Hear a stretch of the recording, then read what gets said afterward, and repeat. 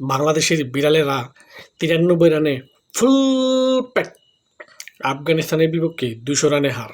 বাংলাদেশের টাইগারদেরকে ইচ্ছামতো পিটিয়ে বিড়াল বানিয়ে সেরেছে এই আফগানিস্তান।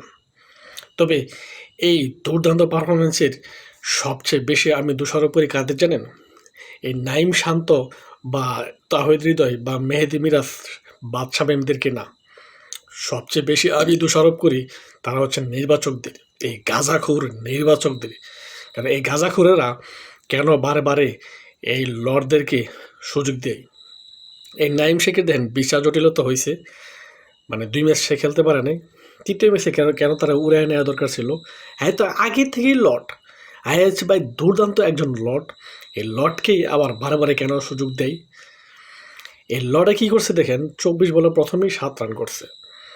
বাংলাদেশের কোনো ব্যাটার ২ অঙ্কের রান করতে পারে নাই একমাত্র সাইফ হাসান বাদে।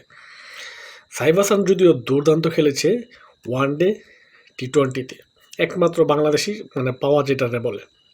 আর বাকি দেখেন নাজমুল হাসান শান্ত দেখেন পুরাই ফ্লপ, পুরাই লট পারফর্মার, তারপরেও তাকেই সুযোগ দেয়, বারে বারে তাকেই সুযোগ দেয়, বসায় না।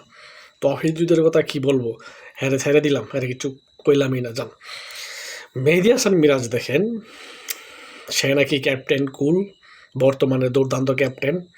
তার আন্ডারে যত ম্যাচগুলো হারতেছে, মানে সে তো বাঙ্গির নাতি তো পারফরমেন্স খারাপ করতেছেই, দলটারও কানাডা বানায় ফেলতেছে। তবে আমি আরও কিছু প্লেয়ারদেরকে নিয়ে কথা বলবো। শামীম হোসেন, শামীম দেখেন আজকে রান আউট হয়েছে, ১৬ রানে রান আউট। নুরুল হাসান সোহান, যাকে নিয়ে অনেক চিল্লাপাল্লা হয়েছিল, যদিও টি-20-তে একটু ভালো করছে, ওডিআইতে সুযোগ দিছে, ডাব্বার ওপর ডাব্বার তারও ডাব্বা। মানে কতটা লর্ড পারফর্মার হইলে বাংলাদেশিরা ৯৩ রানে অল আউট হয়ে যায় আফগানিস্তানের সাথে, চিন্তা করেন। এই লজ্জা আপনারা কই লুকাবেন? মানে এই দায়ভার কেন নিব বলেন? এইসব লর্ডদেরকে দিয়ে লাখ লাখ টাকা বেতন দেন আপনারা, মেসপি লাখ লাখ টাকা পায়, তাতে তো কোনো সমস্যা নেই ভাই। ওই যে নাইম শেখ, মানে সে কি মানে যে যাওয়ার আগে বলছিল ক্রিকেটারদের কিসের প্রেশার, ঠিকই তো ভাই, কিসের প্রেশার ভাই? খারাপ করলেও বেতন পায়, ভালো করলেও বেতন পায়, কী সমস্যা? ফাও থেকে সমস্যা কাদের জানেননি? আপনার আর আমাদের মতো আবেগী মানে ক্রিকেট ভক্তদের। এই লর্ডদের থেকে ভালো পারফরমেন্স করতেছে মেয়েরা, মেয়েদেরকে সুযোগ দেওয়া দরকার। মেয়েরা আমার মনে হয় সুযোগ দিলে আরও ভালো করতে পারবে, আরও ফ্যাসিলিটি বাড়িয়ে দিলে।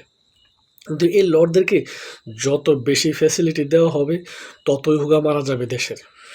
কারণ দেশের শুধু ক্রিকেট বোর্ডের শুধু টাকা নষ্ট, আর কিছুই না, আর কিছুই করতে পারতেছে না আমাদের এই সন্ধ্যার লর্ডেরা। লর্ডদেরকে নিয়ে যতই বলবেন ততই শুধু আপনার মুখ খারাপ হবে, তাছাড়া কিচ্ছু না। গালিগালাজ করতে পারবেন, কিচ্ছু লাভ হইতো না। তাদের পারফরমেন্স সেই লর্ড পারফরমেন্সই হবে। আজকে একটা জিনিস দেখেন, লাস্টে দেখলাম আমি একটা জিনিস লক্ষ্য করলাম যে হাসান মাহমুদ যে জায়গায়, সে একজন পিওর বলার, সেও বল ঠেকায় খেলতেছিল। কিন্তু যারা পিওর ব্যাটার ছিলেন তাদের কি উচিত ছিল না যে তারা স্ট্রাইক রোটেট করে আস্তে আস্তে খেলার জন্য? তাদের দুর্দান্ত বলার রয়েছে। রাশেদ খান তো বাংলাদেশি ব্যাটারদের অফিসিয়াল ড্যাডি বলতেছি। ওই যে আরেকজন বলার আসছে সিমার, বিল্লাল সামি, সে ফাইফার। আরে ভাই, এমন একটা আনকোরা বলার হয়েছে, হ্যাঁ বাংলাদেশের সাথে ফাইফার, কী করবেন কই? মানে এমন পারফরমেন্স চিন্তা করলে বোঝা যায় আগে কি বাংলাদেশ দল ছিল আর এখন কী দল হয়েছে। মানে ওডিআইতে নাকি ফেভারেট ফরম্যাট, আর এই ফরম্যাটেই লাল বাত্তি জ্বালায় দিছে আমাদের টাইগার রূপী বিলায়ারা।